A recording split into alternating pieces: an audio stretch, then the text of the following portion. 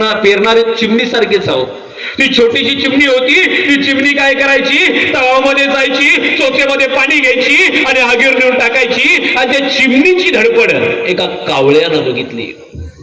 आणि तो कावळा चिमणी जवळ गेला आणि चिमणीला सांगू लागला, अगं चिमणे, अगं तू आहेस केवढी, अगं चिमणे तू एवढीशी आहेस ग, तू तलावामध्ये जाणार किती, तू तलावामध्ये गेल्यावर तुझ्या चोचेमध्ये पाणी मावणार किती, आणि चिमणे तुझ्या चोचेमध्ये मावलेलं पाणी तू आगीवर नेऊन टाकणार किती. अगं चिमणे तिकडं वनवा पेटलाय ग, तिकडं जंगल जळून खाक होतंय, तुझ्या एवढ्याशा चोचीतल्या पाण्यानं ती आग नाही विझणार, कशाला धडपड करतेस.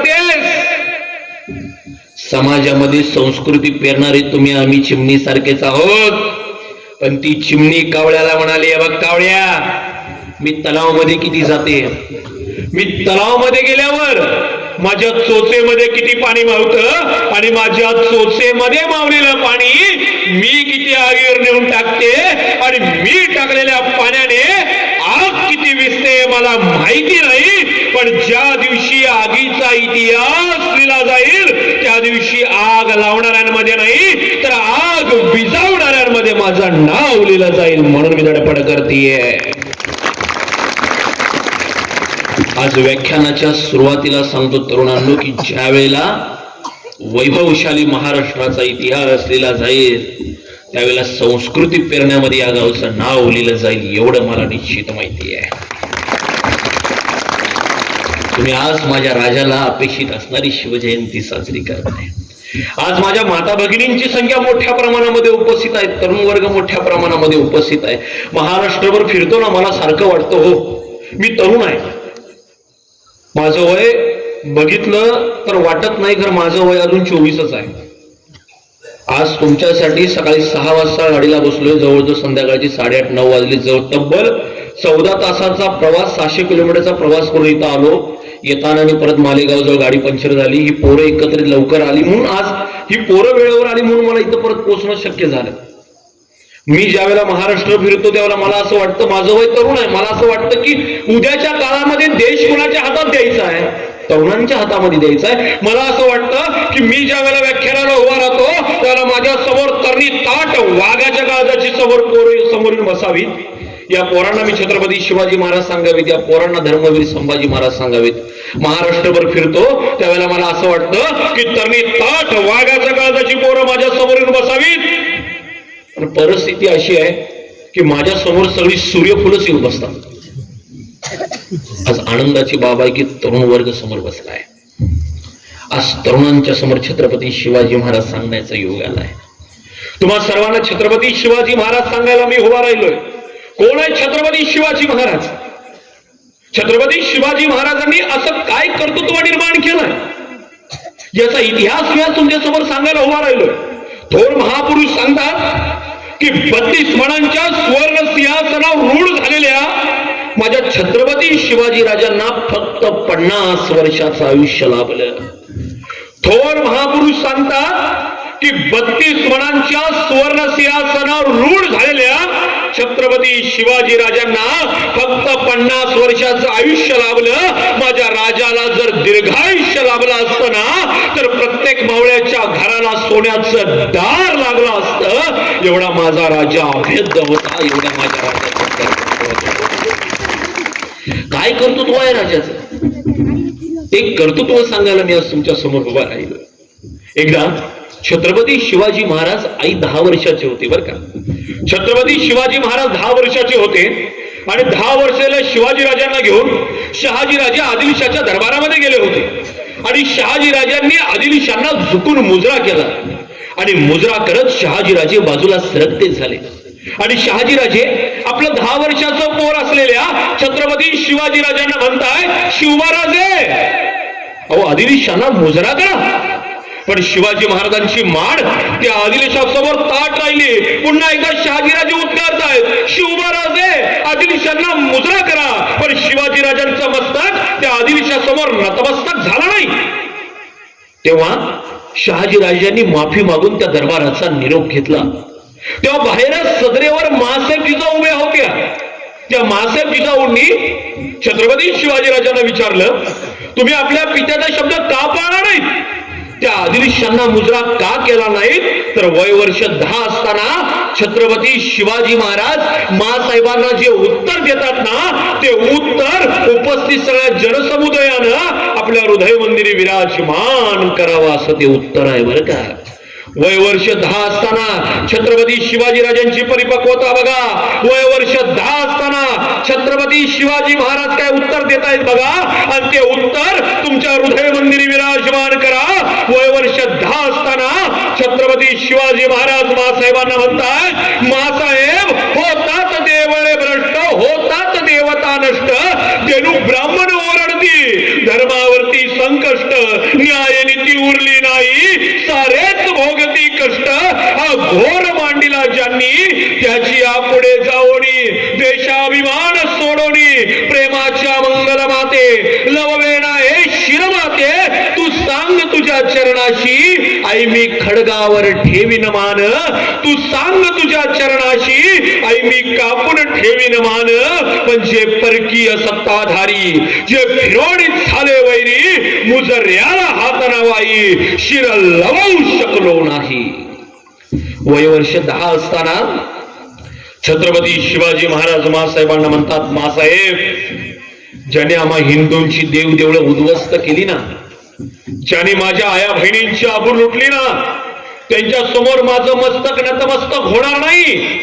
आई तुम्हाला शब्द दे, माझं मस्तक तुझ्या चरणावर अर्पण करतो, पण माझं मस्तक ह्याच्या समोर नतमस्तक होणार नाही. हे वयाच्या 10व्या वर्षी छत्रपती शिवाजीराजांच्या मुखातील बोल आहेत.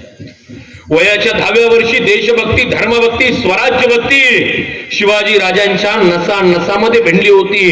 तेव्हा हिंदवी स्वराज्य निर्माण झालं. ही देशभक्ती, धर्मभक्ती, स्वराज्यभक्ती लहानपणापासून भिनली आहे. लहानपणापासून संस्कार मासाहेब जिजाऊंनी छत्रपती शिवाजीराजांना दिले. आज एवढ्या माता भगिनी इथं मोठ्या प्रमाणामध्ये उपस्थित आहेत. घरामध्ये पहिल्यांदा मासाहेब जिजाऊ जन्माला येणं काढायची गरज आहे. तुम्हाला आवर्जून सांगतो बरं का, शर्टाचं पहिलं बटन चुकलं ना, बाकीची बटणं लावायला आपोआप चुकतात, चुकवावी लागत नाहीत. पोरांचं पहिलं संस्कारांचं बटन चुकलं ना, बाकीची बटणं आपोआप चुकतील. म्हणून योग्य वयामध्ये योग्य संस्कार पोरांना देणं काळाची गरज आहे. आणि योग्य वयात योग्य संस्कार जर आमच्या पोरांना द्यायचा असेल तर छत्रपती शिवाजी महाराज आणि धर्मवीर छत्रपती संभाजी महाराज यांच्याशिवाय माझ्या महाराष्ट्राला दुसरा पर्याय नाही, एवढं लक्षात ठेवा. छत्रपती शिवाजी महाराजांनी हे सगळं स्वराज्य निर्माण केलं. काय होतं राजाकडे? पोरं येतात माझ्याकडे, पोरं म्हणतात, दादा आमची परिस्थिती असती तर आम्ही असं केलं असतं, दादा आमची परिस्थिती असती तर आम्ही तसं केलं असतं. अहो छत्रपती शिवाजी राजांच्याकडे नेमकं होतं काय? जगाच्या पाठीवरचे एकमेव राजे छत्रपती शिवाजी महाराज आहेत की ज्या राजानं आयुष्यामध्ये जे सगळं केलंय ना, ते सगळं वेगळं केलंय. परवा महाशिवरात्री साजरी झाली. आजपर्यंत महादेवाच्या पिंडीवर दुधाचा अभिषेक घालून महादेवाची पूजा करणारे काही महादेवाचे भक्त मी आजपर्यंत जगाच्या पाठीवर पाहिलेत. आजपर्यंत महादेवाच्या पिंडीवर दुधाचा अभिषेक घालून महादेवाची पूजा करणारे काही महादेवाचे भक्त मी आजपर्यंत पाहिले. पण या जगाच्या पाठीवर एकमेव राजे छत्रपती शिवाजी महाराज होऊन गेले की ज्या राजानं महादेवाच्या पिंडीवर दुधाचा नाही तर वयाच्या 16व्या वर्षी रक्ताचा अभिषेक घालून त्या महादेवाची पूजा केली. असा अलौकिक आणि असा वेगळा राजा. सगळ्यांनी दुधाचा अभिषेक घातलाय आणि ह्या राजानं वयाच्या 16व्या वर्षी रक्ताचा अभिषेक त्या महादेवाला घातलाय. असा अलौकिक राजा आहे हा. वेगळंपण आहे आपल्या राजाचं.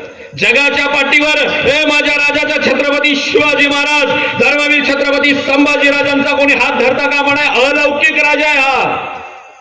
आणि त्या राजाच्या महाराष्ट्रामध्ये तुमचा आमचा जन्म झालाय.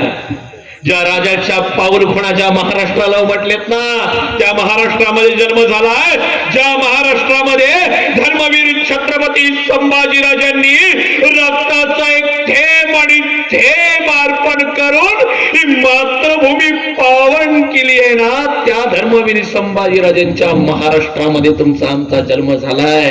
हे आपलं भाग्य नाही, सौभाग्य आहे. एवढं लक्षात ठेवा, सौभाग्य आहे. शिवाजीराजांनी सगळं स्वराज्य निर्माण केलं. काय आहे राजाकडं? काही नव्हतं. शून्यातून विश्व निर्माण केलेला राजा म्हणून अवघं जग छत्रपती शिवाजीराजांची नोंद घेतं. कसं निर्माण केलं छत्रपती शिवाजीराजांनी स्वराज्य? छत्रपती शिवाजी महाराज स्वराज्य निर्माण करत असताना अशी ही समोर जी बसलेत ना 8-10 वर्षाची पोरं एकत्र करून छत्रपती शिवाजी महाराज दूरवरच्या दाट झाडीमध्ये जंगलामध्ये पोरांना तलवारबाजी, भालाफेक, घोडेस्वारीचं शिक्षण देण्यासाठी जात होते. जंगलात जायचे बरं का. जंगलाच्या आत पोरांना तलवारबाजी, भालाफेक, घोडेस्वारी शिकवली जायची. जंगलाच्या आत का? आतमध्ये पोरांना तलवारबाजी, भालाफेक, घोडेस्वारी शिकवली जाते. हे बाहेर कोणाला कळू नये म्हणून जंगलामध्ये पोरांना शिकवलं जायचं. आतमध्ये स्वराज्य आकार घेतोय, आतमध्ये मावळे तयार होत आहेत, कुणाला कळू नये म्हणून जंगलामध्ये पोरांना तलवारबाजी, भालाफेक, घोडेस्वारी शिकवली जायची. आणि जंगलाच्या बाहेर एक आंब्याचं झाड असायचं. त्या आंब्याच्या झाडावर एक पोरं उभा करून ठेवलेलं असायचं. एक पोरग बसवलेलं जायचं. आज त्या आंब्याच्या झाडावर बसवलेल्या पोरग्याला सांगितलं जायचं की कोणीतरी अनोळखी येताना दिसलं की तो आंब्याच्या झाडावर बसून फक्त कुठला तरी एखाद्या पक्षाचा, एखाद्या प्राण्याचा आवाज काढायचा. म्हणजे आम्ही आतमध्ये तलवारबाजी, भालाफेक, घोडेस्वारीचा खेळ चालू आहे ना आतला, तो आतला खेळ लगेच थांबवतो आणि लगेच विटीदांडूचा खेळ सुरू करतो. म्हणजे कुणीतरी बाहेर आलं, तो आवाज काढलास, ते आत येऊपर्यंत आम्ही आतली तलवारी शस्त्र लपवून ठेवतो. म्हणजे लगेच विटीदांडूचा खेळ सुरू करतो. आत आपलं काय चालू आहे हे बाहेर कोणाला कळणारच नाही. ठरलं होतं राजाचं. आतमध्ये पोरांना तलवारबाजी, भालाफेक, घोडेस्वारी शिकवली जायची आणि बाहेर कोणाला कळू नये म्हणून बाहेरच्या झाडावर एक खुण्याचं पोरग बसवलेलं जायचं. त्याला सांगितलेलं जायचं कुणीतरी अनोळखी येताना दिसलं की खुणीचा आवाज करायचं. आम्ही आतली तलवारी शस्त्र लपवून ठेवतो आणि लगेच विटीदांडूचा खेळ सुरू करतो. आणि एके दिवशी शिवाजीराजांचा खेळ रंगात आला होता. आतमध्ये पोरांना तलवारबाजी, भालाफेक, घोडेस्वारी शिकवली जायची. आतमध्ये सगळा खेळ रंगात आला होता. पोरग तलवारबाजी शिकत होतं, कोण भालाफेक शिकत होतं, कोण घोडेस्वारी शिकत होतं. आणि तोपर्यंत बाहेरच्या झाडावर किंवा आंब्याच्या झाडावर खुण्याचं पोरग टेहळणी करत बसलं होतं. आणि तेवढ्यात तर सूक्ष्म नजर घेऊन समोर बघितलं की समोर एक 15-16 वर्षाचं रस्त्यावरनं कुणीतरी अनोळखी पोर येताना दिसतंय. त्या आंब्याच्या झाडावर बसलेल्या पोरानं थोडस नीट निरखून बघितलं. येणारं पोर अनोळखी वाटलं. लक्षात आलं, राजानं सांगितलंय अनोळखी येताना दिसलं की कुठला तरी आवाज काढायचा. येणारं पोर अनोळखी दिसलं तर त्या झाडावर बसलेल्या पोरानं हुबेहूब मोराचा आवाज काढला. आता मोराचा आवाज म्हणजे कोण? शिवाजीराजांना आतमध्ये कळवायची कुणीतरी अनोळखी येते, सावध राहा. शिवाजीराजांनी पोरांना सांगितलं अरे बाहेर कोणीतरी अनोळखी येतंय, तलवारी शस्त्र लपून ठेवा. अरे विटीदांडूचा खेळ सुरू करा. कोणीतरी आत आलं, आपल्या आत काय चाललंय कुणाला कळणार नाही, लवकर तलवारी शस्त्र लपून ठेवा. आणि पोरांनी तलवारी शस्त्र लपून ठेवली आणि आतमध्ये विटीदांडूचा खेळ सुरू झाला. तोपर्यंत बाहेरच्या झाडावर बसलेलं ते खुण्याचं पोरग टपदिशी खाली पडलं होतं आणि समोरने येणाऱ्या त्या 15-16 वर्षाच्या पोरला विचारत होतं, कोण रे तू? तसे पोर म्हणाल, रामोशाचा बहिर्जीजी. काय काम काढलंस? राजाला भेटायचं होतं. का रे? बोलू की तुझ्या राजाला मग सांगतो. तसे पोर म्हणाल, तू थांबितच, तू आलेला सांगावं राजाला देऊन येतो. पोर आत गेलं. छत्रपती शिवाजी राजांना मुजरा केला. राजांना सांगू लागलं, राज कोणीतरी रामोशाचा बहिर्जी आलायची. राजे म्हणले ते आत पाठवून. तसा बहिर्जी आत आला. शिवाजी राजांना मुजरा केला आणि शिवाजी राजांनी बहिर्जींना विचारलं, बहिर्जी काय काम काढलं? तसा बहिर्जी म्हणाला, राज आम्हाला बी घ्या की तुमच्या खेळात सामील करून.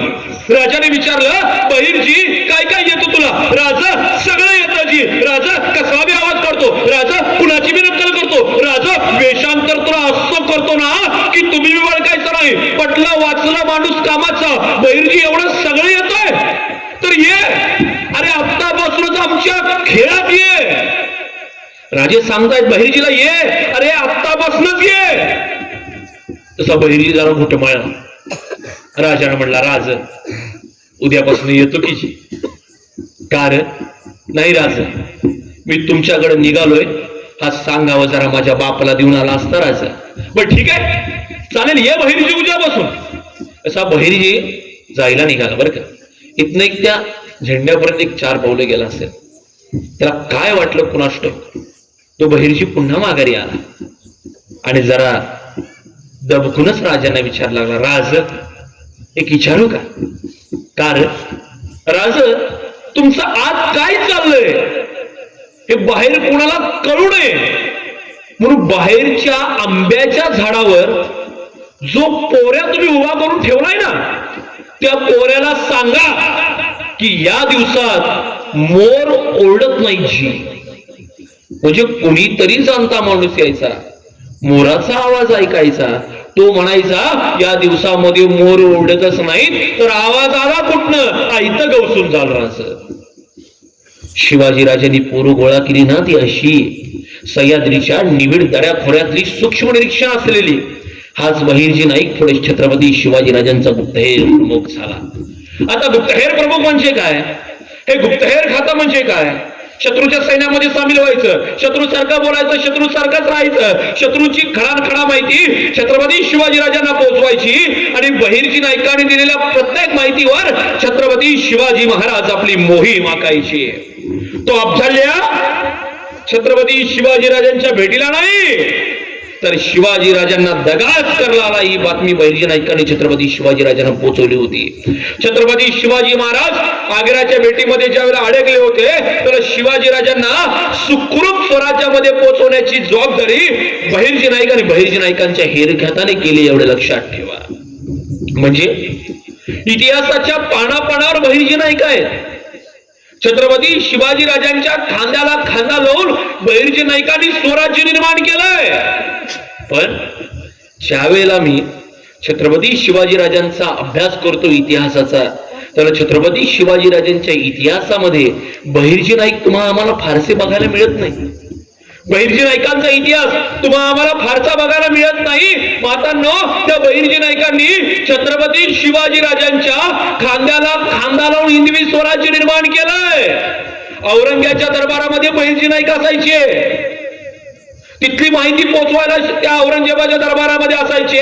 यदा कदाचित सापडले असते तर शीर कधी धडा वेगळं झालं असतं हे बहिर्जी नाईकांना सुद्धा माहिती नसायचं.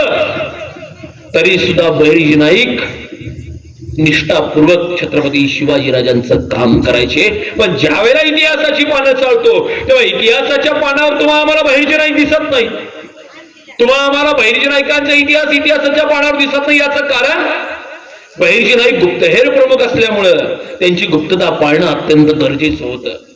एवढा त्याग बहिर्जी नाईकांनी स्वराज्यासाठी केलाय ना. आज आम्ही एखादं कर्तृत्व निर्माण केलं ना तर आमची चौका चौकामध्ये बॅनर लागतात, आमची चौका चौकामध्ये फलक लागतात. आम्ही एखादं जर कर्तृत्व निर्माण केलं तर आमची चौका चौकामध्ये बॅनर लागतात, चौका चौकामध्ये फलक लागतात. पण ज्या बहिर्जी नाईकांनी छत्रपती शिवाजीराजांच्या खांद्याला खांदा लावून हिंदवी स्वराज्य निर्माण केलं ते बहिर्जी नाईक तुम्हाला आम्हाला इतिहासाच्या पानावर पण दिसत नाही. कारण ते गुप्तहेर प्रमुख असल्यामुळे त्यांची गुप्तता पाळणं अत्यंत गरजेचं होतं. किती त्याग केलाय आणि किती ताकद आहे माहिती आहे बहिर्जी नाईकांची. मी पार कोल्हापूर जिल्ह्यातील इचलकरंजी गावावरून तुमच्या गावामध्ये आलोय. जवळजवळ 600 किलोमीटरचा प्रवास करून मी इथं पोहोचलोय. मी इथं येत असताना कोल्हापुरातनं इथं येत असताना मी 100 वेळेला गुगल मॅप बघितला बरं का माझ्या मोबाईलमध्ये. मी कोल्हापुरातनं इथं येत असताना 100 वेळेला गुगल मॅप मी माझ्या मोबाईल मध्ये बघितला. 350 वर्षापूर्वी असा कुठला गुगल मॅप बहिर्जी नाईकांच्याकडे होता की अचूक ठिकाणी अचूक वेळेवर बहिर्जी नाईक पोहोचायची. कधी विचार केलाय आताच्या काळातील जेम्स बॉन्ड, शेरलॉक होम्स आत्ताच्या काळातल्या आमच्या तरुणांचे आदर्श आहेत. पण जेम्स बॉन्ड आणि शेरलॉक होमची हेरगिरी काल्पनिक आहे, पण त्याच्यापेक्षा काही पण कामगिरी बहिर्जी नाईकांनी वास्तवामध्ये करून दाखवली आहे. आणि कशाचीही अपेक्षा न ठेवता बरं का. बहिर्जी नाईक नावाचा मावळा आपल्या दरबारामध्ये हे छत्रपती शिवाजीराजांच्या व्यतिरिक्त कोणाला फारसं माहिती नसायचं. अहो एवढंच काय, 7 जन्माचं बंधन मानलेल्या बहिर्जी नाईकांच्या बायकोला देखील माहिती नव्हतं की आपला नवरा काय करतोय. एवढी गुप्तता बहिर्जी नाईकांची पाळली होती. एवढा त्याग बहिर्जी नाईकांनी स्वराज्यासाठी केलाय. 6 जून 1674 ज्येष्ठ शुद्ध त्रयोदशीला छत्रपती शिवाजीराजांचा राज्याभिषेक संपन्न झाला. रयतेच्या डोईवर सुखाचं छत्र धरणारा शिवबा राजा आज 32 वनांच्या सुवर्ण सिंहासनावर रूढ होणार होता. छत्रपती शिवाजी महाराज 32 वनांच्या सुवर्ण सिंहासनावर रूढ होणार होते. आणि तो ऐतिहासिक सोहळा होता. ना भूतो ना भविष्यती असा सोहळा ज्येष्ठ शुद्ध त्रयोदशीला रायगडावर संपन्न होत होता. आणि छत्रपती शिवाजी महाराज राजसदरीवर उभा होते. छत्रपती शिवाजी महाराज प्रत्येक मावळ्याला समोर बोलवायचे. प्रत्येक मावळ्याचं कर्तृत्व छत्रपती शिवाजी महाराज राजसदरेवर सांगायचे. आणि छत्रपती शिवाजी महाराज प्रत्येक मावळ्याला मोहरा द्यायचे. छत्रपती शिवाजी महाराज त्या ऐतिहासिक क्षणाला प्रत्येक मावळ्याला समोर बोलवायचे आणि प्रत्येक मावळ्याचं कर्तृत्व राजसदरेवर सांगायचं. आणि छत्रपती शिवाजी महाराज प्रत्येक मावळ्याला मोहरा द्यायचे. अगदी ऐतिहासिक सोहळा आहे. आणि त्याच वेळेला एक म्हाताऱ्याची वेशभूषा केलेला, एक मोठी दाढी वाढवलेला, हातामध्ये झोळी घेतलेला एक मावळा छत्रपती शिवाजी राजांच्या राजसदरेवर चढला. आणि छत्रपती शिवाजी राजांचे डोळे त्याच्याकडे गेले आणि त्या मावळ्याचे डोळे छत्रपती शिवाजी राजांच्याकडे गेले. आणि दोघांचे डोळे आनंदानं पाणावले बर का. ज्या वेळेपासून ओटाला मिशा नव्हत्या ना, त्यावेळेपासून या दोघांनी स्वराज्य निर्माण करण्याचं स्वप्न बघितलं होतं. अरे ज्या वेळेला ओटाला मिशी फुटली नव्हती ना, त्यावेळेपासून या दोघांनी स्वराज्य निर्माण करण्याचं स्वप्न बघितलं होतं. आज तर रयतेच्या डोईवर सुखाचं छत्र धरणारे छत्रपती शिवाजी महाराज 32 मनांच्या सुवर्ण सिंहासनावर रूढ झाले होते. पण त्या ऐतिहासिक क्षणाला सुद्धा छत्रपती शिवाजी महाराज राजसदरेवर उभा राहून आनंदानं सांगू शकत नव्हते की हा मावळा दुसरा तिसरा कोणी नसून स्वराज्याचे गुप्तहेर प्रमुख बहिर्जी नाईक आहेत. आणि स्वराज्य उभारणीमध्ये त्यांचा मोलाचा वाटा आहे. का? हे गुप्तहेर प्रमुख असल्यामुळे त्यांची गुप्तता पाळणं गरजेचं होतं. एवढा त्याग बहिर्जी नाईकांनी केलाय. राजाच्या खांद्याला खांदा लावून स्वराज्य निर्माण केलंय. पण कशाची अपेक्षा बहिर्जी नाईकांनी केली नाही. निष्ठा, स्वाभिमान, अभिमान तुम्हाला आम्हाला शिवचरित्र शिकवतं. पण आत्ताच्या काळात महाराष्ट्राची अशी परिस्थिती झाली, आज आम्हाला निष्ठा कळाली नाही, आम्हाला अभिमान कळाला नाही, स्वाभिमानाची तर बात सोडूनच द्या, काहीच कळलं नाही. आत्ताची परिस्थिती अशी झाली, सकाळी जेवायला एकाकडं, दुपारी एकाकडं, संध्याकाळी जेवणावळीला तिसऱ्याकडंच, आणि दुसऱ्या दिवशी अपक्ष म्हणून ह्योच उभारलेला असतो. अशी महाराष्ट्राची अवस्था. आम्हाला स्वाभिमान नाही राहिला, आम्हाला अभिमान नाही राहिला, आम्हाला छत्रपती शिवाजीराजांचा इतिहास नाही कळाला, आम्हाला छत्रपती शिवाजीराजांचे विचार नाही कळाले. आज महाराष्ट्रातली तरुणाई बघितली किंवा आज महाराष्ट्रातली परिस्थिती बघितली तर फार वेगळं वातावरण चालू आहे. आम्हाला छत्रपती शिवाजी महाराज कळाले, पण आम्हाला छत्रपती शिवाजी महाराज कितीपर्यंत कळाले? आम्हाला छत्रपती शिवाजी महाराज जय म्हणण्यापुरते कळाले, ह्याच्या पलीकडचे छत्रपती शिवाजी महाराज कळले नाहीत. आज आनंदाची बाब ही आहे की ही पोरं जय म्हणण्याच्या पलीकडचे छत्रपती शिवाजी महाराज समजून घेण्यासाठी प्रयत्न करतात. ही अभिमानास्पद बाब आहे. आज ही गावची ही अभिमानास्पद बाब आहे. आता मी काय झालं, सोलापूरच्या बस स्थानकावर थांबलो होतो. परिस्थिती काय चालू आहे महाराष्ट्राची फक्त उदाहरण सांगतो, माझ्या विषयाकडे वळतो. पण आता मी सोलापूरच्या बस स्थानकावर थांबलो होतो आणि काय झालं, तुमच्यासाठी महत्वाचा विषय बरं का. काय झालं, समोर गाडीतनं खाली उतरलो आणि सोलापूरच्या बस स्थानकावर एक गजरेवाला गजरे विकत होता. आता माझं त्या गजरेवाल्याकडे लक्ष जाणं काय गरजेचं नव्हतं बरं का, कारण माझं अजून काय लग्न झालं नाही, तर माझा आणि गजऱ्याचा काय विषयच येत नाही. पण माझं लक्ष गेलं याचं कारण त्या गजरेवाल्यानं समोर पाठी ठेवली होती, पाठीवर गजरे ठेवले होते. पाठीवर गजरे ठेवून गप बसेल का नाही? त्या गजरेवाल्यानं समोर पाठी ठेवली होती, पाठीवर गजरे ठेवले होते, आणि तो गजरेवाला जोर जोरात ओरडत होता, ओ ताई गजरा घ्या, 1 महिना सुकणार नाही. मला कळायचंच बंद झालं. मी म्हटलं असा कुठला गजरा आणलाय जो गजरा 1 महिना सुकणार नाही? आणि प्लास्टिकचा नव्हता बरं का, ओरिजिनल सुहासिक वासाचा फुलाचा गजरा होता, प्लास्टिकचा नव्हता. मार्केटिंग हो. ओ ताई गजरा घ्या, 1 महिना सुकणार नाही. ज्या तायांनी आजपर्यंत गजरा नेला नव्हता अशा तायांनी गजरा नेला का 1 महिना सुकणार नाही. पहिली पाठी रिकामी झाली, गप बसल का नाही? दुसरी पाठी पण लोकांना गंडवायला, दुसरी पाठी वर ठेवला, जोर जोरात ओढायला लागला, ओ ताई गजरा घ्या, 1 महिना सुकणार नाही. ओ काकी गजरा घ्या, 1 महिना सुकणार नाही. अहो, ज्या नवऱ्यांनी आजपर्यंत बायकोला गजरा नेला नव्हता ना, अशा नवऱ्यांनी बायकोला गजरा नेला का?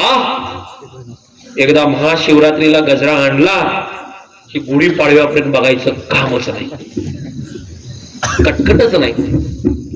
ज्या नवऱ्यांनी आजपर्यंत आपल्या बायकोला गजरा नेला नव्हता अशा नवऱ्यांनी बायकोला गजरा नेला का 1 महिना सुकणार नाही. दुसरी पाठी रिकामी झाली, तिसरी पाठी वर ठेवला, जोर जोरात ओढायला लागला, ओ ताई गजरा घ्या, 1 महिना सुकणार नाही. ओ काकी गजरा घ्या, 1 महिना सुकणार नाही. तेवढ्यात समोरून एक मॅडम चालल्या होत्या. तो गजरेवाला त्या मॅडमांना हात करून म्हणतोय, ओ मॅडम अहो गजरा घ्या, 1 महिना सुकणार नाही. तशा मॅडमही त्याच्या पुढच्या मॅडम म्हणल्या, दादा मागच्या महिन्याचा अजून तसाच आहे. म्हणजे सगळीकडं वातावरण हे चालू आहे बरं का. कोण कोणाला बुडवतंय, कोण कोणाला मातीमध्ये घालतंय. पण हे तरुण आम्हाला विचार पोचवणारे कार्यक्रम राबवत आहे, ही अभिमानास्पद बाब आहे, एवढं लक्षात ठेवा. आणि हे छत्रपती शिवाजी महाराज ढाल तलवारीच्या पलीकडचे करणं काळाची गरज आहे. अमेरिकेनं लादीनला मारला, अमेरिकेनं लादीनला मारला, आम्ही छाती टोकून सांगायचं. मारलं कोण? अमेरिकेनं लादीनला. आणि सांगायचं कोण? आम्ही सगळ्या गावाला. काय सांगायचं? अमेरिकेनं लादीनला मारला, अमेरिकेनं लादीनला मारला. हो मारला अमेरिकेनं लादीनला, पण कसा मारला?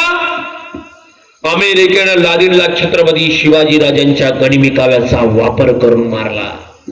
अमेरिकेनं छत्रपती शिवाजीराजांचे विचार उदय मंदिरी विराजमान केले. आम्हाला नाही छत्रपती शिवाजीराजांचे विचार कळाले. व्हिएतनाम नावाचं छोटस राष्ट्र आहे. राष्ट्र म्हणतोय मी, मुंबई एवढे पण नसेल, पण ते राष्ट्र गेले काही वर्ष झालं शत्रू राष्ट्राशी झुंज देत आहे. व्हिएतनामच्या लोकांना विचारलं, कसं काय जमलं तुम्हाला? गेले काही वर्ष झालं शत्रू राष्ट्राची झुंज देत आहे, आणि तुमचा शत्रू साधा सुद्धा नाहीये, बलाढ्य आहे. पण ते शत्रू राष्ट्राची कसं झुंज देत आहे? त्या व्हिएतनामच्या लोकांनी सरळ उत्तर दिलं, आम्ही करतोय काय? छत्रपती शिवाजीराजांचं स्मारक आम्ही आमच्या मध्यभागी चौकामध्ये उभारलंय, आणि छत्रपती शिवाजीराजांच्या विचारांवर आम्ही आमचं राष्ट्र चालवतोय. पण आमचं राष्ट्र आज अवैध ठिकाणी पोहोचलंय. कोण सांगतं? व्हिएतनामचे लोक. आम्हाला छत्रपती शिवाजीराजांचा इतिहास नाही कळाला. आज वातावरण बघितलं, 15-16 वर्षाची पोरं आज चौकामध्ये उभारून मावा खात पिचकाऱ्या मारत उभा राहतात. ह्याला जबाबदार कोण आहे? आई तुम्हाला सांगतो, याला सर्वस्वी तरुणाई जबाबदार नाही.